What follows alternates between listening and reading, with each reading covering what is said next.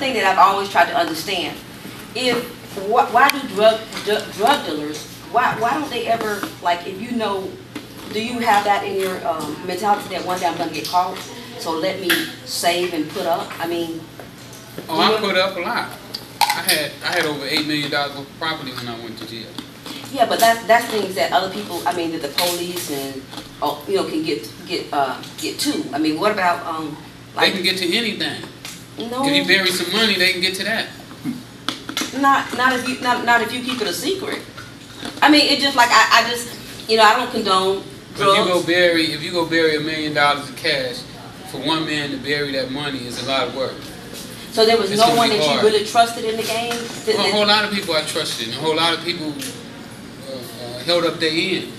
But at the same time, I was taught, when I was coming up in the game, what they told me, the best thing to do with your money was put it in property. But you wasn't taken from you, am I correct? Yeah, but and then too, you gotta understand too, when we talking about young black drug dealers, they don't really get the teaching. We don't really have what my lawyer calls. I got a young lawyer I work with, and he thinks he's the smartest man on the planet, and he is pretty smart. He said that black drug dealers don't have home countries. Like, say for instance, when the Mexicans come over here and sell drugs, they can send the money back to Mexico and invest in Mexico. But when you're a black drug dealer, you don't have a way to take your money invested. Like with me, when I invested my money into my family didn't have a way to show how they was able to make this money. Okay. So that allowed the police or whoever to come in and say, you didn't earn this. You know, you used to make this kind of money 2 years ago, or 3 years ago, or 4 years ago. How did you all of a sudden go from making this to being able to spend $400,000 or $500,000? So, yeah, you could put it in a hole, but money in a hole devalues. It loses its value.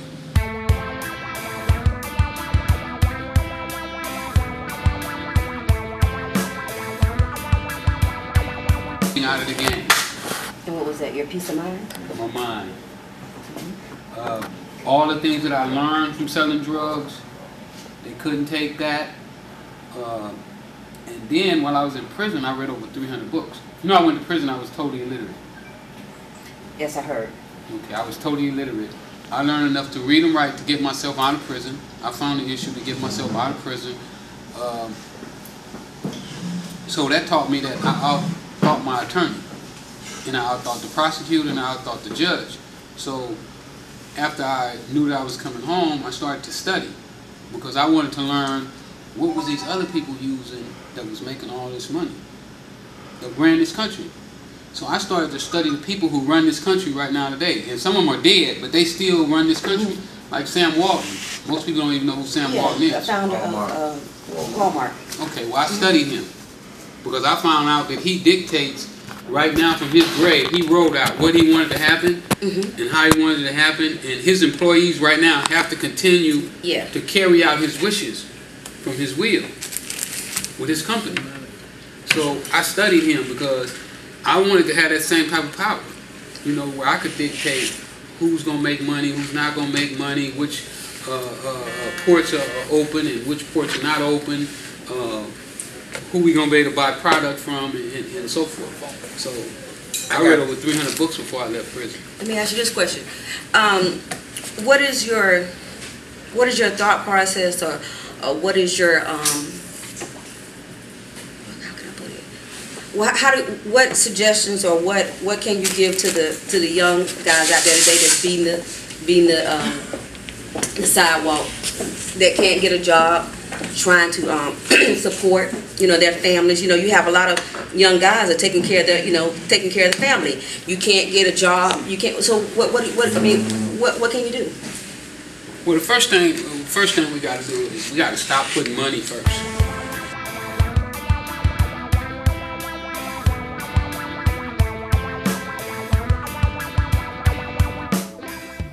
What I mean by that is and blacks are prone to this, is that we put money first.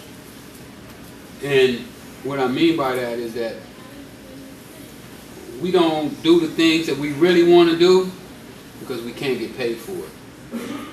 Let me see if I can show it to you this way. When I first started selling drugs, I didn't start selling drugs because I was gonna make money.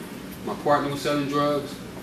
He needed my help, so I got in and started helping him wholeheartedly, undividedly. Didn't get any money. But what I did is I learned the business. Right? I learned the business, but my love for him made me learn how to sell drugs. Right? And then it turned into money. And what I found out is that anything that you go into, you first got to learn it, get good at it, then you get paid.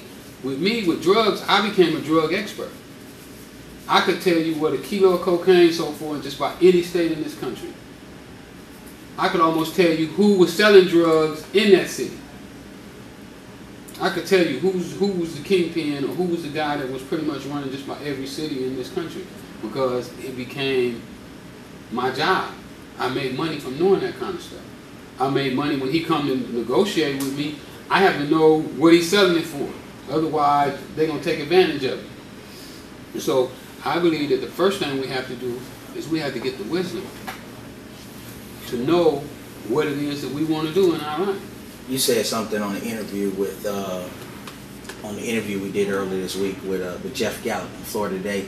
You talked a little bit the same as you talk with Tammy now about getting money off of the table, and you talked about LA Times and how they felt as if you weren't a success because you didn't have this amount of money. Yeah, right now. Talk about that a little bit and now. How you related that to Mother Teresa.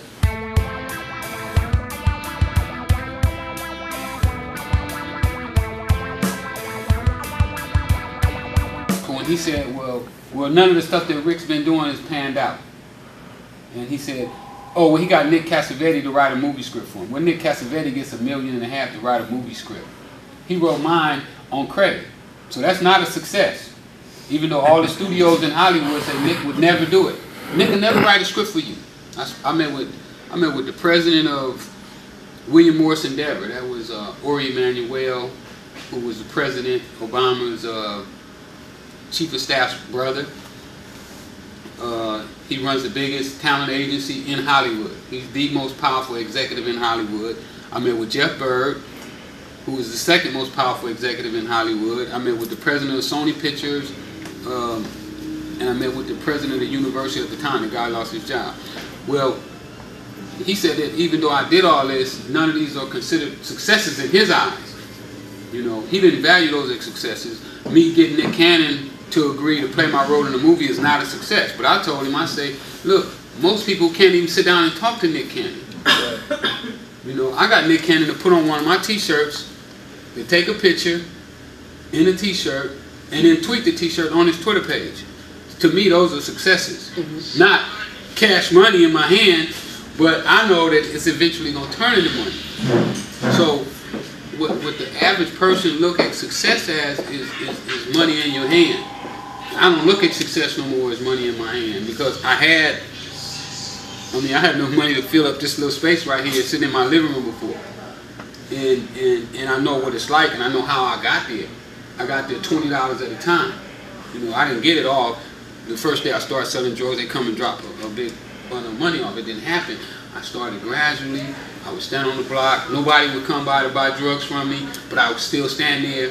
Then the next day I would come back. Nobody would come. Then the next day,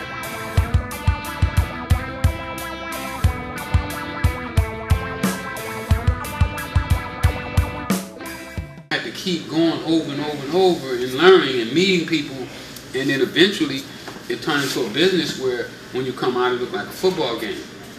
So many cars are trying to get to me, to the point that I couldn't handle it all. And I had to recruit my friends who eventually got involved.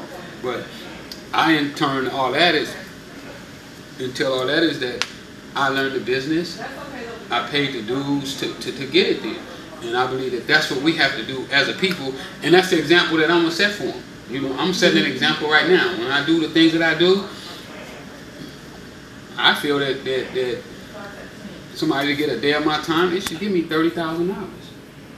But I know nobody can afford that. The Real couldn't afford to give me $30,000. But I felt that he should have. That's right. When I spoke at Louisville University, I told the whole compound, I said, look, man, y'all getting me cheap.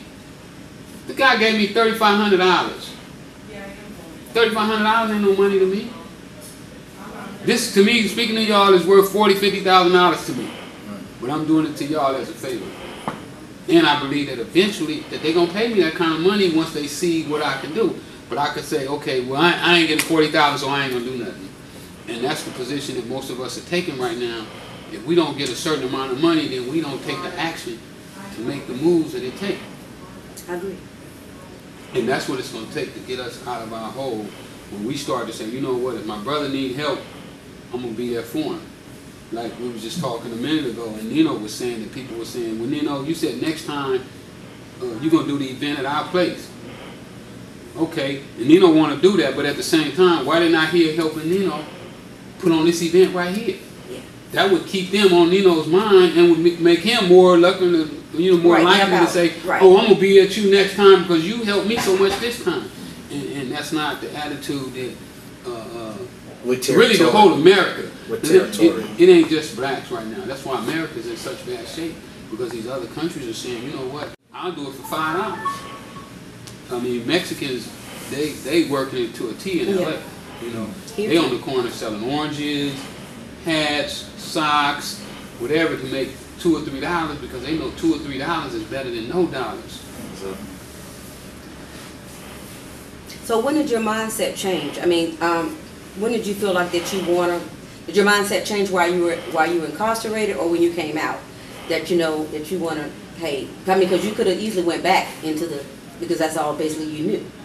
Back into the well, the only way you can go back into the drug business is to be ignorant. I'm no longer ignorant. I'm the same person, but I'm just not ignorant enough to believe that drugs is gonna help my community and me. So when I first started selling drugs, I thought drugs was a good thing. I never saw nobody addicted to crack. You know, the only people I saw on drugs was Richard Pryor, or the only people I knew, because I hadn't saw them when I first started. But the only people I heard was Richard Pryor, Rick James, Quincy Jones, Sly and the Family Stone. Those are the people that, Superfly, you know, the movie Superfly. Yeah. I love Superfly. It's one of my favorite movies. I had, when I first started having money, I got my first VCR. I had 2 videotapes, and Superfly was one of them. So I had a different concept, but I always was with the mindset that I'm going to help my community come up. And one of the things that my little lawyer that I was telling you about, Antonio Moore, pointed out to me is that I wasn't greedy. See, I took kilos from 45,000 down to 10,000 a kilo.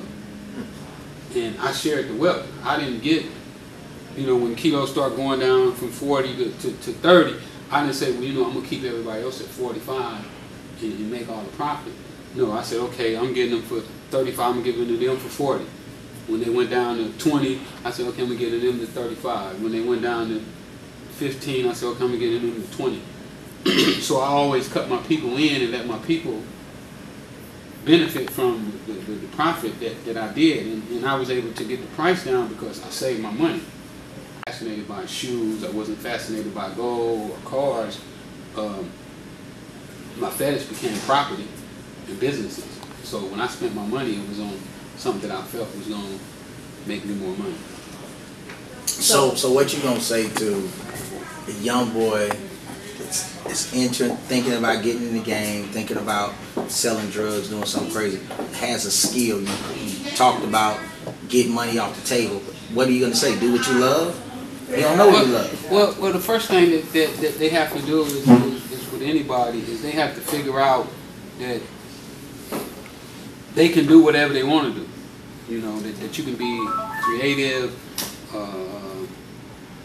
that everything that we see come out of another man's mind. So if it come out of another man's mind, then you can compete with him. So I don't believe that there's no man on the planet right now that I can't compete with.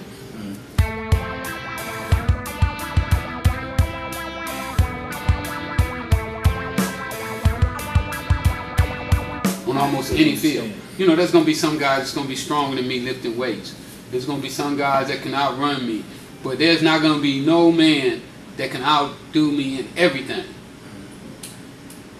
You know, it's going to be something that I can do better than anybody else. Like, say, for instance, when I was in jail, and I was sitting in my cell, right? And I'm like, wow, these guys are really having money out there. The Puffies, the Jay-Z's, the Bill Gates, and I was like, wow, how can I compete with these guys? What can I do that they can't do? In jail. Because I wanted to be just like them. I want to be rich in jail. I'm saying, okay, I'm in jail, so what? I got to make jail work for me. So what I figured out is that I could read. I had more time to read than they did. I had more time to study. I started reading their books, and what I started to notice about all of them, they said, oh, we don't have time to read. I don't have time to study. Donald Trump, one of his main gripes is that, oh, I can't read the newspaper. I don't really know what's going on outside of my business. So what I did, I said, okay, so these guys don't know what's going on all around. Research. So I started researching and studying. I found out that was a niche that I could do better than anybody. And I haven't had a chance I haven't even displayed all my skills yet. You know, people see me, I mean, the article they did in Esquire magazine, I feel that I made them do that article. You know, they don't feel that way. You know, they think they did it because that's what they wanted to do. But when I was in prison, I talked about doing this kind of stuff. With the guy that did the article in the LA magazine, he talked about he was writing my obituary, and me and him sit there and we talking, and he was like, man, well, you know, only 1% of people with federal prison, with federal life sentences, give them back. And I was like, man, I'm getting out of here. He's like, you getting out of here? I'm like, yeah, I'm getting out of here. Well, one, I'd already read the books. I read law books. I studied my case. I don't feel nobody knew my case better than I did. I knew my case well. I knew what the courts of appeals looked for. I knew what they went for. So when I told him that I'm getting out, it was partially because I read the law. Now I was hoping that the courts went along with their law books, but I know they almost always do.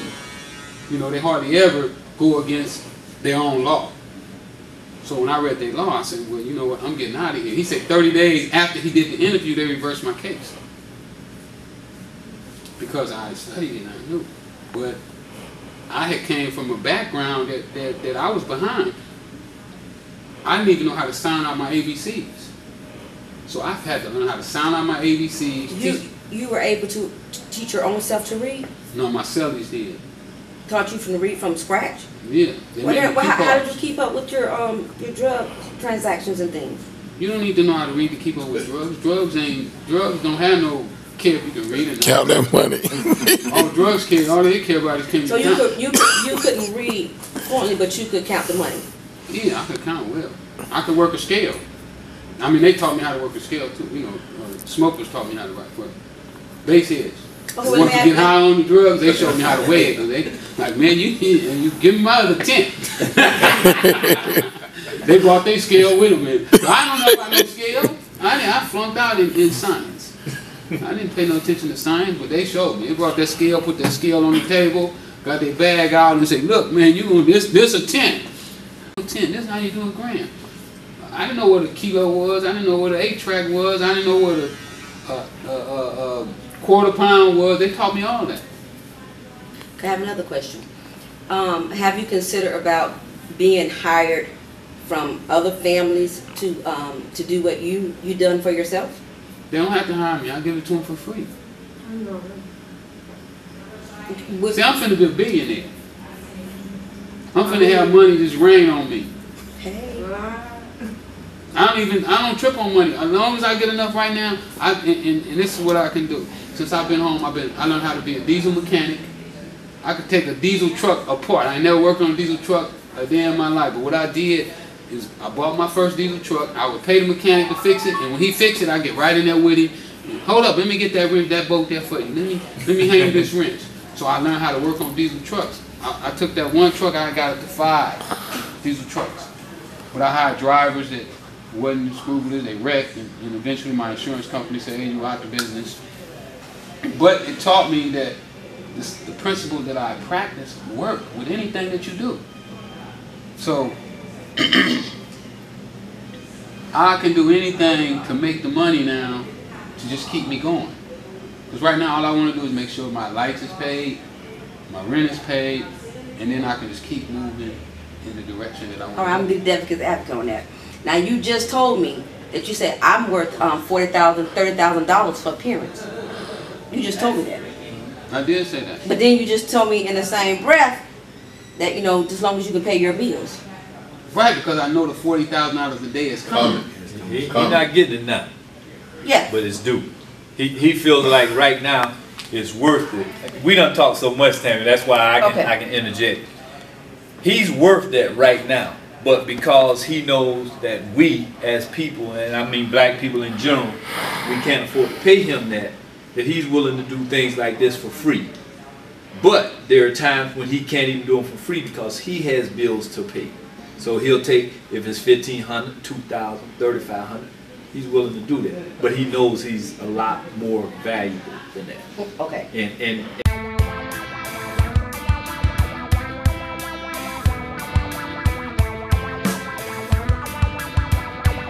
And I think people here don't even realize, when I say here, blacks, again, people really don't realize the magnitude of what Rick Ross has gone through, what he's done, what the impact that he's had and his case has had on this society.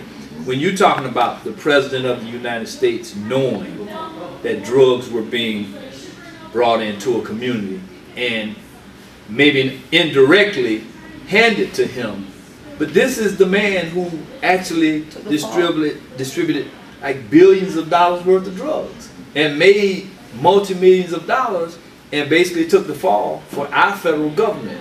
And it was found out by accident. His case got overturned not because someone was out there working.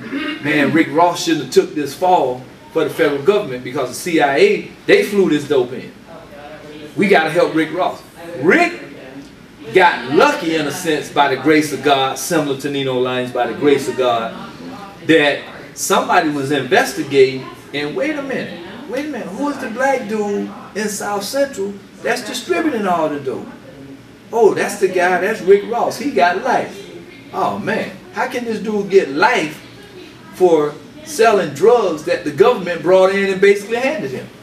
That's how his case, that's how Rick Ross is not doing life.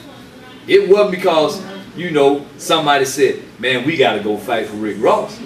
Am I not correct? No, they didn't fight for me. They didn't fight for him. Nobody fought for me. So somebody stumbled upon this when well, the reporter was following. He was following the informant and the Contras movement because when John Kerry was doing the investigation about Iran, you know what they said is when they started talking about drugs, they said, hold up, this is not a drug investigation. This is a gun investigation. They didn't want to touch it. You stop it right there. We're gonna stick with guns, and we're not gonna talk about drugs.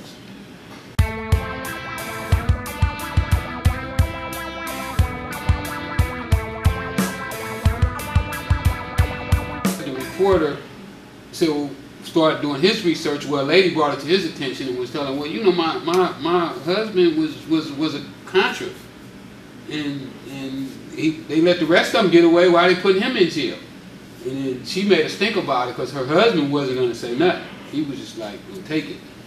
But she was like, no, I ain't going to let him take it. I ain't going to let him take it. He got a daughter. And if they let the rest of these dudes off, they should have let him off as well. So she started the investigation. She brought it to Gary Webb's attention. And he started the investigation. That's all that's going to be in my documentary too. Y'all get to see that when the doc come on. But we running down all that. We running down the prison industry. You know, why they so amped about making black men criminals or look like criminals or appear to be criminals. You know, and I believe that once they start giving you a title, then you start to live out those ideas that you believe are who you are. You know, you start to act out on those things. That's why a name is very important. You know, what your nickname is. I have a question. How did you, I don't know if y'all already asked. Hey, Tez the Queen. Hey. Introduce yourself. How y'all doing? All right. I wanted to know how you felt about the rapper Rick Ross using your name. I don't know if anybody asked that question or not. Nobody asked it. Well, I believe that the system has systematically picked him out to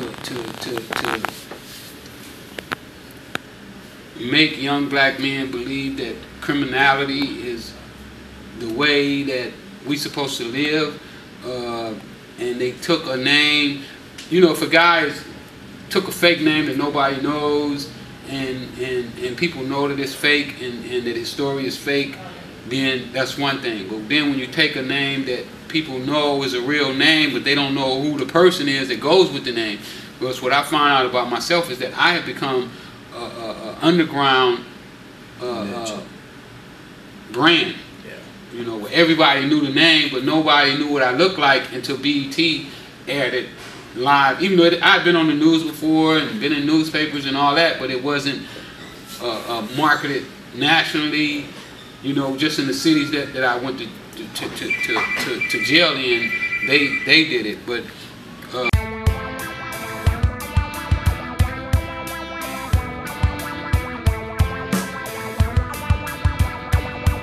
knew in the back of their mind, everybody had been talking about, but nobody was able to put a face with this person. And so with this rapper, they took him and made him the face of this already known name. And I don't like it for that reason, because I believe that they're telling our kids that you can go out and be successful in selling drugs and never go to prison. But when I sold drugs, I knew I was going to prison. You know, at first I didn't. I thought I was going to sell a few drugs and get out the game and never, you know, I only want to make $5,000 when I got started. I'm going to be honest. That's what I thought I was going to make, $5,000. I was going to be out the game. I was going to be living in my mama's garage for the rest of my life and live happily ever after. But once I got in the game, I got caught up, and then it went from 5 to 20, then from 20 to 100, then from 100 to $1 million, then from $1 million to 20 million, and you know, just keep going. So once that got started, then I know, I'm like to myself, oh, you going to prison. No way you can do all this stuff and not have to pay a price for it. So I always knew that I was going to prison, and I believe that now, with this new image that they're portraying, you know, with the Jay-Z's. I just picked up a magazine on Jay-Z, and he's on the cover of Vanity Fair talking about he sold crack cocaine. And I think that for those guys to get on there and say that they was crack cocaine kingpins and never go to prison gives a false image of what selling drugs is all about. Because all the guys that I know that sold drugs either got killed or went to prison. I don't think, but maybe 2 or 3 of my guys that I grew up with sold drugs and then go to prison, and they quit way early in the game. You know, after they made 10 or 15,000, they were smart enough to go back to work. They never got up to the hundreds of thousands. The ones that got up to the hundreds of thousands got just like me, got hooked, wouldn't quit until they went to prison.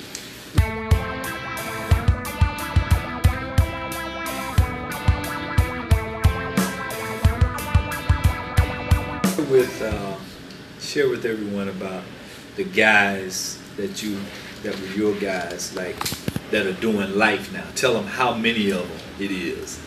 Or at least 10, 15 maybe. I got a call a couple weeks ago from one of my guys, young Tommy. Tommy went to jail about 22 years old. They gave him life because they said he had made over $4 million, and I think he had sold some weed before. It's something you got to do to become what they call a CCE. Continuous Criminal Enterprise is what they called it. You have to make like $4 million, have 5 guys working for you, have sold weed or PCP or heroin or different drug. It's like a few things that you got to do. Well, he met that criteria at 22 years old. You know, he had a couple Rolls Royces, a Ferrari. Well, they gave him a life sentence a life sentence and 20 years. And his sister had called me the other day and saying that he got an accident going back up with this new law that Obama just passed. You know, they made crack cocaine 18-1. And his dope the dope he got caught with was crack too. It was crazy how he got caught. The kid he was moving so much weight, he forgot he had 4 keys of crack cocaine in the back of the car, and riding around and then coming to a road stop. And when they pulled him over and searched the car, they saw a gun laying in the floor, so they took the gun out, and that made them search the rest of the car, and then they had 4 keys of cocaine in the trunk. And started the investigation, and he wound up getting a life sentence from it. But at least 10 to 15 guys that I know right now in prison, you know, Harry O, Rayford Edmonds, Melvin Butler got 45 years, and all these guys started under me, you know, meaning that when they first started, I gave them their first dope. Harry O too? Yeah, Harry O. Harry O brother Dave, who got killed. There's just so many of them, man, that's still in there. Black Tommy from Louisiana. Because what they did is people from different states started to hear about California having the drug so good, so they started to come to California. Like Miami used to be that way for a while when the Cubans was bringing it in, but then it switched to LA.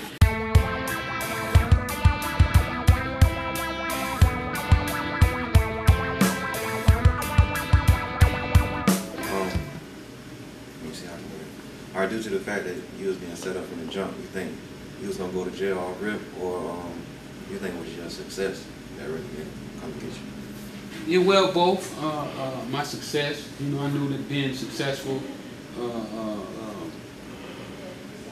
in something that was illegal, you know, I didn't think that they liked me making black men rich, young black men rich, you know what I'm saying? And I had told, I used to tell my guys, you know, stay away from the cars, don't get the big cars, don't wear the jewelry, you know, and they would hide from me and do it, you know, like little Tommy. They say he was the first one probably with a hubcap, a piece of jewelry. he had a gold, real gold necklace that was like big as a hubcap, and you know, they would go to Vegas and have on mink coats and be standing on top of Rolls Royces taking pictures, and I knew that once the cops got hip to us having money like this, they was going to be jealous, you know, and it would only be a matter of time before they brought us down. I got so big, I had my own task force because they couldn't catch me, you know, they didn't know what I looked like, they didn't know where I hung out, and they didn't know my full name, you know, they just knew Freeway Rick. So they put together 35 cops to try to bring me down, the city. When I finally got all the paperwork, they said one day the city council had a meeting and they was like, we got to find out who this guy Rick Ross is. Everybody in LA bragging about him and saying he's selling all this dope around here. Well, who is he? What do he look like? You guys go out and find out who he is and bring him to us. So they put together this elite task force, you know, from all the police stations in LA. Like 12 or 13 different police stations, and these cops' job was to bring me down. So they chased me, they couldn't find me, then they started planting drugs and stealing money, you know, planting drugs on people to make them tell. You know, if somebody put some drugs on you, it ain't yours, you know, you feel, well, you know, you mad because you're going, man, I'm going down for somebody else, this ain't even mine. So they use those type of tactics. Excuse me, okay, here's my blonde moment here.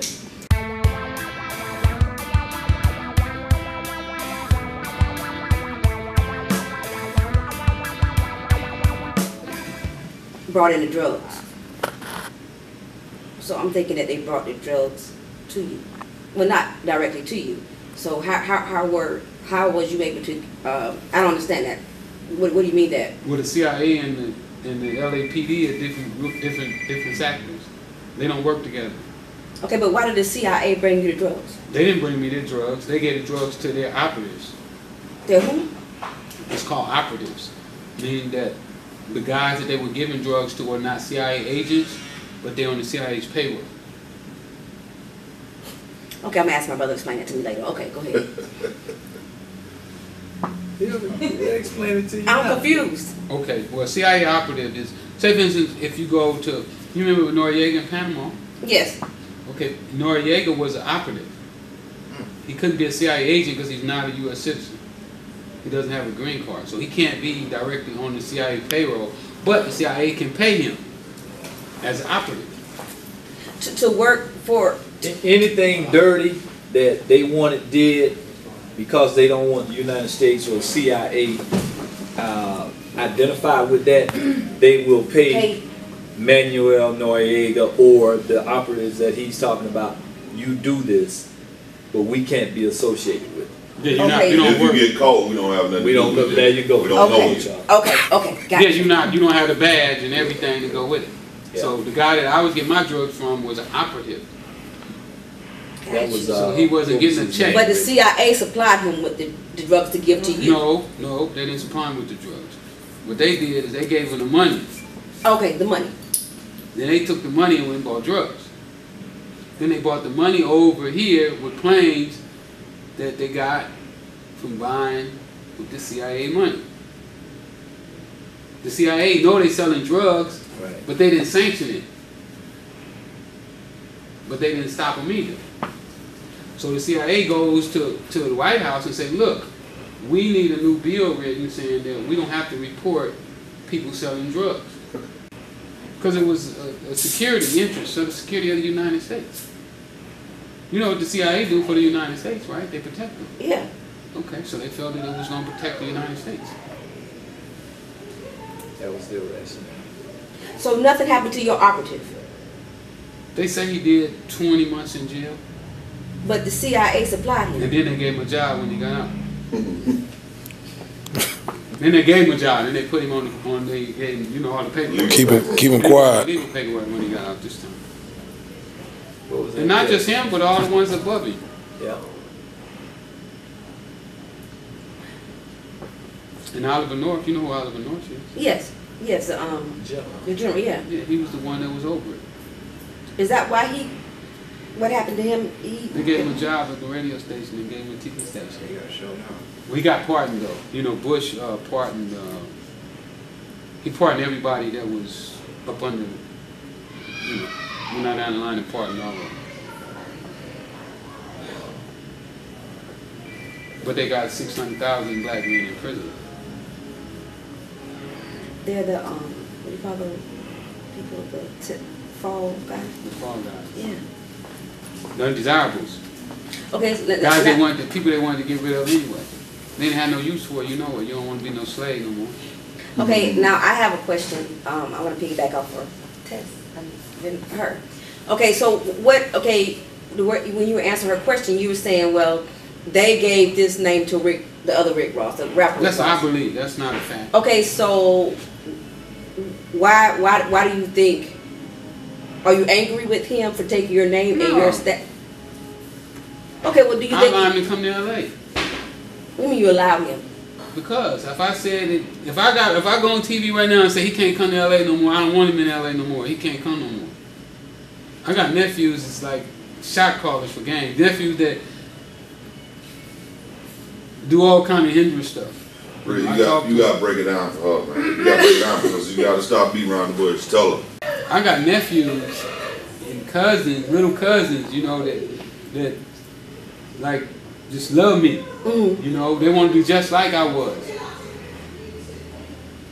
If they thought for 1 minute that it was okay with me to do something to him, they would.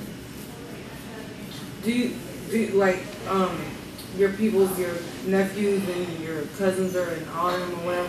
Do you think they felt like, you know, he playing this role and he ain't really about that life? Oh, absolutely, they feel like that. They feel like that he stole, and not just them, but LA feel like he stole. A lot of people from LA feel like he stole from LA. I'm like an LA, like when I went to jail, the guys from LA they just rush me.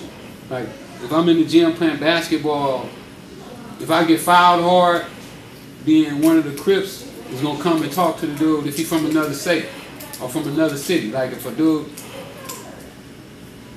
from Oakland come and say something to me out of line, and a dude from LA hear it, then he gonna go and talk to him about it. Like, man, look, you know you can't talk to him like that did. You know, you do, you gonna have to deal with me. So I got that kind of love from the streets like that. You know, they care that much about me. I mean, not just even the GDs in Chicago. You know, like right now, how I be traveling, I travel by myself. You know, I go around the country, I don't have no bodyguard. So I was in a club one night in Chicago. Mr. Farrakhan had called me to Chicago, and I was going around speaking. And so after I did my little thing with the school, I went out to a club one night, and just me and the dude that I knew before had came and got me, and just me and him at the club. So the dudes and somebody in the club was like, man, Rick Ross in the club by himself. He ain't got no bodyguards. And then one of the dudes named Big Bam, who's one of the lieutenants of the GDs, he said, man, Rick got bodyguards all around here. Because if anybody do anything to him, we got him. You know, so they care that, you know, I get that kind of love around the country. You know, where dudes they just like me, they like what I stand for. You know, they understood what I did. I mean, my legacy, you know, it kind of speaks for itself that I tried to help these kind of dudes come up. So they like that because so many of us don't really try to help each other. And that's one of the things me and Nino have been talking about since we've been together, how people, they get their little money and they just run off with it. They don't come back and try to bring everybody else up. And that's not, I don't believe that I'm rich if I can't help my community, you know.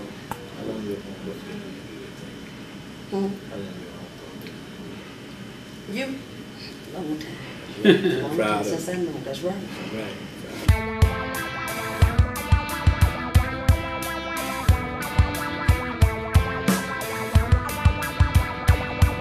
So you have a record label, right? You have a record label? Yeah. Do you have any artists?